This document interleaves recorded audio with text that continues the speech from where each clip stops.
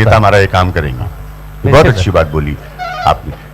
एक चीज सीधा सीधा पूछूंगा आपसे कि ये जो नारा है बटोगे तो कटोगे, इसके आप पक्ष में हैं या इसके खिलाफ? देखिए, मैं खिलाफ हूं ये तो मैं नहीं कहूंगा, क्योंकि ये हमारे मुख्यमंत्री योगी आदित्यनाथ जी ने बोला है। लेकिन हमारे इसलिए आप नहीं बोलेंगे कि हमारे नेता, हमारे मुख्यमंत्री जी के नेता और देश भर के हर कार्यकर्ता जिनको नेता भी मानता है और अपना गार्जियन भी मानता है, जो देश को नेतृत्व दे रहे हैं और नेतृत्व देते हुए देश को एक नवीन ऊंचाई की ओर लेकर के जाने का काम किए हैं, तो उन्होंने एक नारा दिया है, एक है तो सेफ।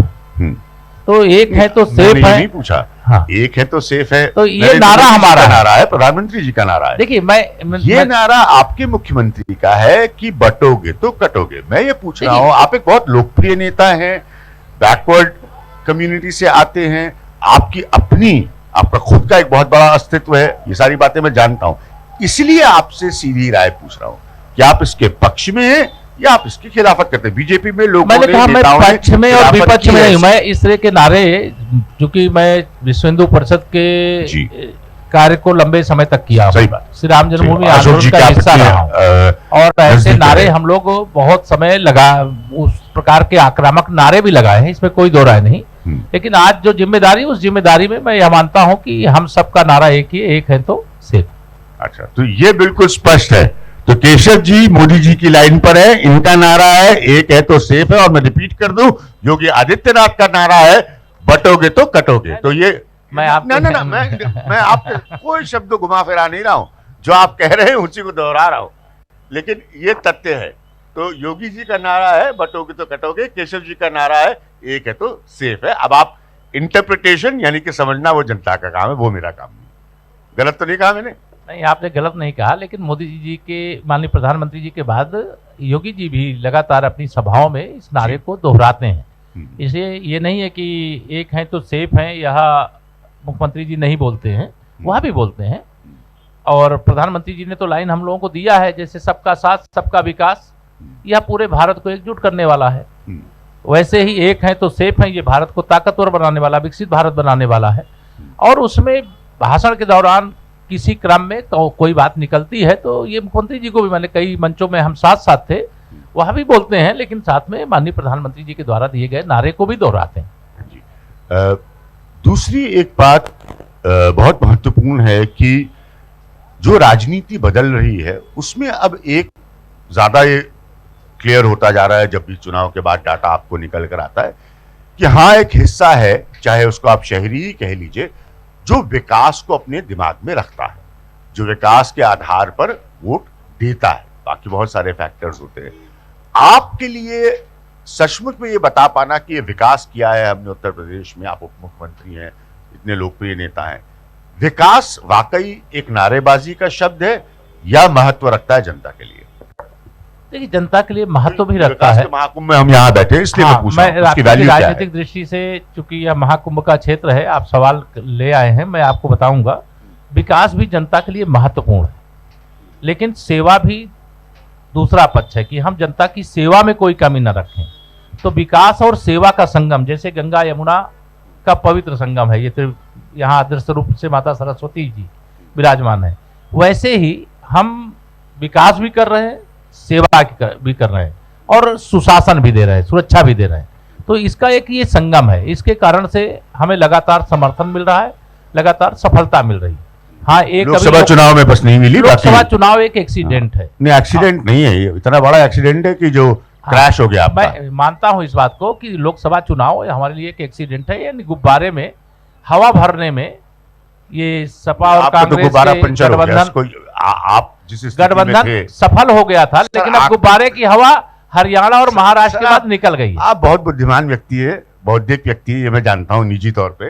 तो सच्चाई तो ये है कि उत्तर प्रदेश के लोकसभा वाले गुब्बारे में आपके किसी ने पिन घुसेड़ दी और गुब्बारा गया फट आपका, लेकिन आपने स्थितियों को संभाला। उसके बाद हरियाणा में जीत हासिल हुई, आपको महाराष्ट्र में जीत हासिल हुई, आत्मविश्वास बीजेपी का दुगना बढ़ा। तो ये स्थिति है, इसीलिए मैंने जानबूझ के विकास का प्रश्न पूछा कि आप इसको कितना फैक्टराइज करते हैं, मतलब आपके लिए कितना फैक्टर है ये कि जो बदलेगा चुनाव को या नतीजों पर सीधा असर डालेगा। विकास का बड़ा प्रभाव होता है।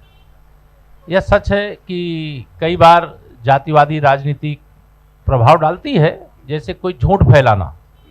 जैसे आप तो बहुत विद्वान पत्रकार हैं, देश के जाने माने पत्रकार हैं, और आपको हम लोग भी सुनते हैं, देश भी सुनता है।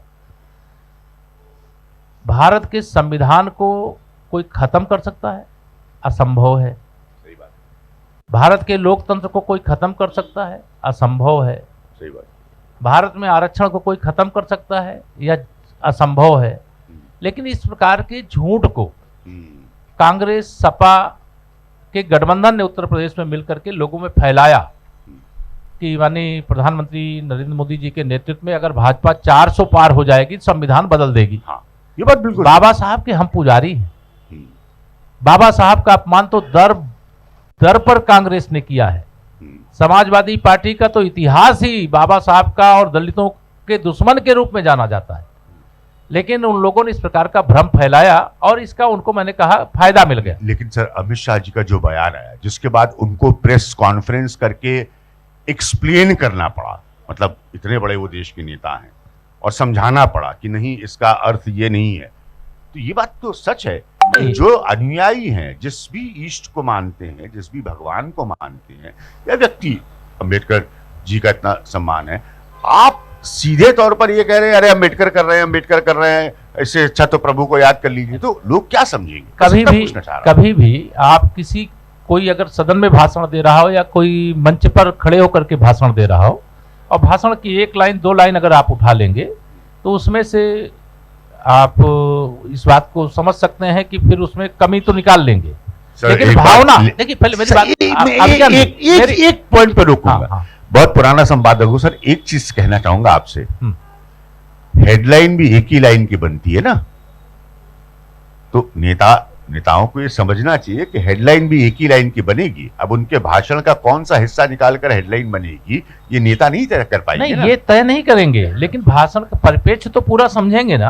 कि अगर हम कहना चाहते हैं कि बाबा साहब भीमराव अंबेडकर इस देश को, भारत का संविधान ऐसा संविधान दिए जिसके आधार पर दुनिया के सबसे मजबूत और सबसे बड़े लोकतंत्र के रूप में हम 1947 में आज़ादी के बाद हम जब इस प्रकार से देश को आगे बढ़ा रहे हैं, और जहां तक प्रधानमंत्री माननीय नरेंद्र मोदी जी या गृह मंत्री माननीय अमित शाह जी के विचार हैं, मैं जानता हूं व्यक्तिगत तौर से भी, यह दोनों नेताओं का मतलब एक ही लक्ष्य है, तेरा वैभव अमर रहे मां, हम दिन चार रहें न रहें।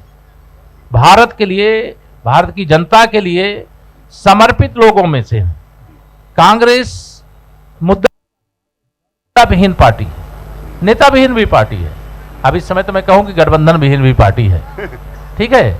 तो ऐसी स्थिति में वो इस प्रकार की चीजें निकालते हैं, लेकिन लोगों के गले तब उतरेगा अगर कोई हमको श्री राम जन्मभूमि पर भव्य मंदिर निर्माण के मार्ग को प्रशस्त करने में हमारी भूमिका, मतलब हमारी सरकार की भूमिका रही, हमारी पार्टी की भूमिका रही, और अगर कोई सपा और कांग्रेस वाला ये कहे कि नहीं, इनकी भूमिका नहीं रही, हमारी ही भूमिका थी, तो किसी के गले नहीं उतरेगा। बाबा साहब के जो पंचतीर्थ हैं, उनके जन्म स्थल से लेकर के निर्वाण स्थल तक का जो विकास है, वो इस बात का साक्षी है कि वो भाजपा ने किया है। और मैं व्यक्तिगत तौर से, मैं माननीय गृह मंत्री अमित शाह जी के साथ बहुत घंटों घंटों बैठने का मुझे सौभाग्य मिला है। मैं शायद ये कह सकता हूं कि जितना बाबा साहब के मतलब पुजारी कहूं, माननीय हमारे गृह मंत्री जी हैं श्री राहुल गांधी जी, तो भाषण देते होंगे। अभी मुझे एक ऐसे ही अरविंद केजरीवाल जी का नाम ले रहा हूं, उसका विषय नहीं था अभी कल कोई मुझे व्हाट्सएप पे एक वीडियो भेजा, वो वीडियो देख करके मुझे आश्चर्य लग रहा था कि वह अन्ना जी के आंदोलन के बीच में घर में भाषण की स्पीच बनाते हैं, और इस स्पीच बनाने के इस दौरान किस प्रकार से माखौल उड़ाते हैं, वह देख करके मैं स्वयं आश्चर्यचकित था। तो ये कांग्रेस के लोग उसी चरित्र के लोग हैं। ये बाबा साहब के नाम पर राजनीति तो करेंगे, संविधान खतरे में है ऐसा भाषण तो करेंगे, लेकिन सही में अगर ये जो कह रहे हैं अगर वो ऐसा किए होते तो आज सत्ता वियोग में नहीं होते। आज सत्ता वियोग में इसलिए है कि उन्होंने वह काम किया जो उन्हें नहीं करना चाहिए। बाबा साहब का भी अपमान किया, दलित महापुरुषों का भी अपमान किया, पिछड़ों के साथ धोखा देने का काम किया, दलितों को बांटने का काम किया, मतलब समाज के टुकड़े टुकड़े करके केवल सत्ता में बने रहने का सारा उपक्रम उन्होंने तैयार किया, लेकिन कितनी देर तक आप लोगों को गुमराह करोगे? अब सच सामने आ गया है देश के, और देश भारतीय जनता पार्टी के साथ है, माननीय मोदी जी के नेतृत्व में।